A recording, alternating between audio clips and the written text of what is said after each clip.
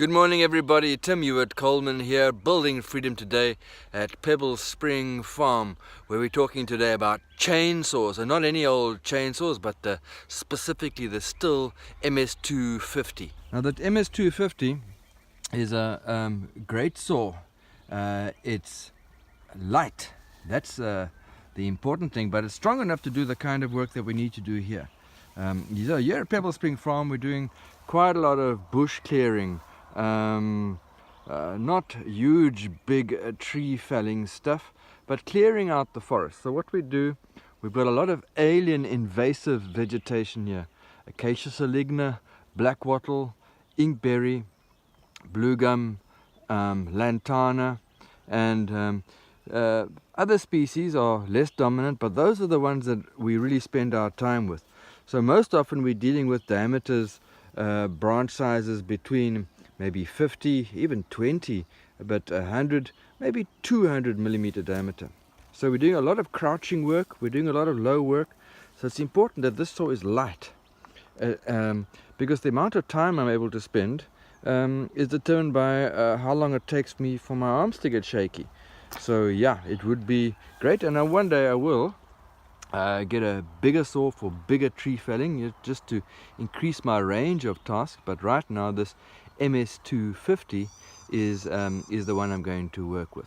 What I want to do is just introduce to you just the basic concepts of this. So I'm talking to you about the kind of things that I had to learn the first time. This is my first chainsaw. Well, my second chainsaw, I had a Husqvarna which was stolen, but around about the same capacity. I prefer this one. I can't remember the name of the Husqvarna. Maybe I'll put it in the notes here. But let me just talk you through what we have. So we have a pull mechanism. We have, for starting, I'm going to show you how we start that now. We have petrol, which is mixed with two-stroke oil. I'll show you that. And then oil. What I like about these, very easy to open these. You see the simple mechanism. It's a lock mechanism there. Very easy. With the oil as well. This is the chain oil, the bar oil that goes in there. Now the petrol mix is a very important thing. Now we have I have a 5 liter petrol arrangement, petrol can that I use here, but into this, very importantly, we need to mix our two-stroke oil. Babe, can you just pass the two-stroke oil there? Don't worry, I won't put you in the video, but just that blue can there. So you'll see what we do is we take, and the little container. So what we do, thank you beautiful assistant, we take two-stroke oil. So I use a motor spare two-stroke engine oil plus. Now you've got to mix it. It's very simple. You mix at a ratio of 1:50. So this is a 5 liter container, a petrol container. This one is branded Oregon. It's lasted me for a long time, so I'm happy to recommend it. www.oregonchain.com. So 100 millimeters of two-stroke oil mixed in there, 5 liters. So 100 ml to 5 liters gives you exactly a 1:50 ratio. So that petrol is then very easily poured into this opening here, twist, and we simply pour that petrol in, or we use a funnel. This funnel, so I don't lose it in my workshop, I attach to the 5 liter container with a simple piece of nylon string. Okay, so that's really how you refuel. What I do is every time I refuel, I also top up with chain oil. Now it is important to get good quality chain oil. I happen right now to be using the Husqvarna chain oil. Really it was on sale, and it comes in this great container that is easy to pour. So you just undo this screw top here, and you pour it in here. So every time I refuel, I also top up with oil. It's just so that I remember, so that the chain doesn't run dry. You see there, it's full. Don't let it go too full, otherwise it messes up all over the show. So that also just closes in like that. That is to keep the chain lubricated and to be sure that it doesn't get damaged. It's going to last longer that way. This chain will last you. Don't cut into anything that's harder than wood, so don't cut into the ground or the soil. It may sound obvious, but when you're doing bush clearing and you're cutting quite close to the bottom, often accidentally you will touch into the soil. Now, loads of the super professional guys are very good at sharpening this thing. I'm a bit lazy. I take it into the shop and they charge me 50 Rand. What that's in dollars, about $5 to sharpen the chain. Call me lazy, but it works out better for me that way.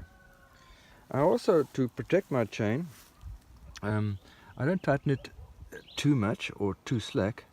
So about like that. If you pull it, let the bottom tooth of the chain not come out above the bar. That works for me. And I always, when I'm storing it away, I keep it in this sheath. Is this a scabbard or a sheath? But anyhow, so it doesn't knock against anything. Let's say you got it at the back of the bakkie, it's not going to knock against anything sharp and damage the saw. So I use that. Alright, safety is important. Protect your eyes. So I use one of these forestry helmets. This particular one is made by a company called Rockwood. I'm happy to recommend it because I've been using it for 2 or 3 years and it's quite solid. Ear muffs built into it so that you're not damaging your ears. You get quite a high frequency sound coming out of one of these guys. If you're working for hours at end, it can be quite damaging. And this visor screen obviously helps to stop flying debris coming into your eyes, which really can be quite dangerous. So I never cut anything without wearing this. And then gloves. I use leather gloves.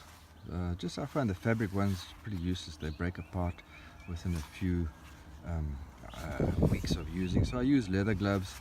They last a bit longer. They're comfortable in the hand. And as we're thrashing through the undergrowth there, your hands are bumping against brambles and thorns and whatever. If you don't give yourself proper protection, you're not going to be able to last out there. So it's not about being a cowboy or being brave or being whatever. It's about how much time can you spend out in the forest doing the kind of work that you need to do. That's the important thing to think about.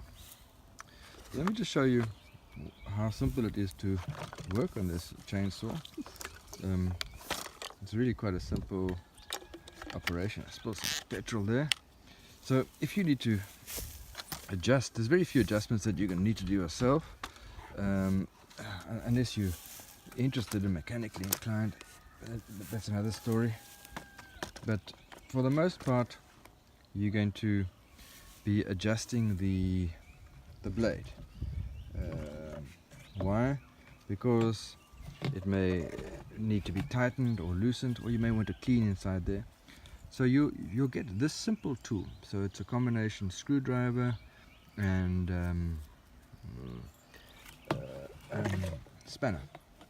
So this fits on there like that. You undo this easily like that. You undo that easily like that, and you'll find in there, between those two nuts, it's an adjusting screw. So by turning that to the right, you make that chain tighter. By turning to the left, you make it looser. It's as easy as that. If you undo these bolts completely, you can open up there and you can clean out whatever the debris and all the rest. Really don't need to do that very often. It's a very, very reliable machine.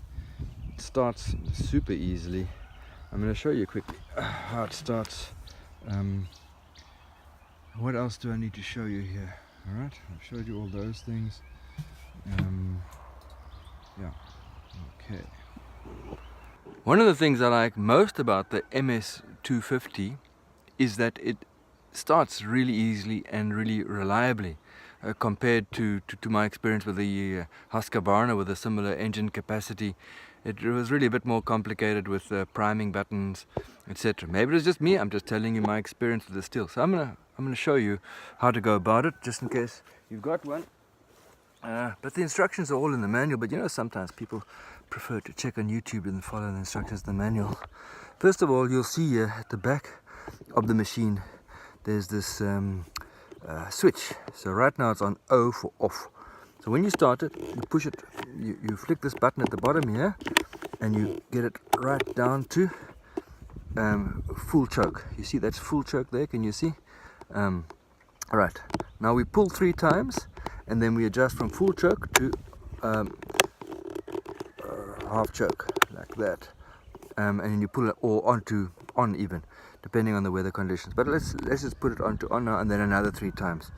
Okay, and then it will start. I'll show you. So remember, full choke, pull 3 times, and then up.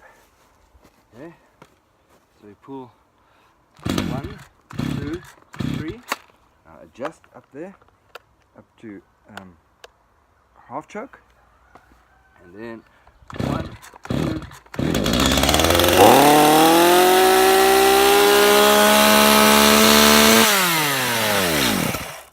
And that's pretty much how it starts all the time. I've had this machine for 2 years. As long as you follow that routine, it starts. So all in all, the Ms250, still great machine, nice and light, can do 80% of the work I need to do here. I can recommend it to anybody living with similar challenges to the ones that I live with here at Pebblespring Farm. This is Tim Hewitt-Coleman, wishing you a great and happy day. Forestry work, fun work, bush clearing work. Enjoy it. It's great. It's fun. It's what we sent here to do. Tim Hewitt-Coleman, building freedom at Pebblespring, out.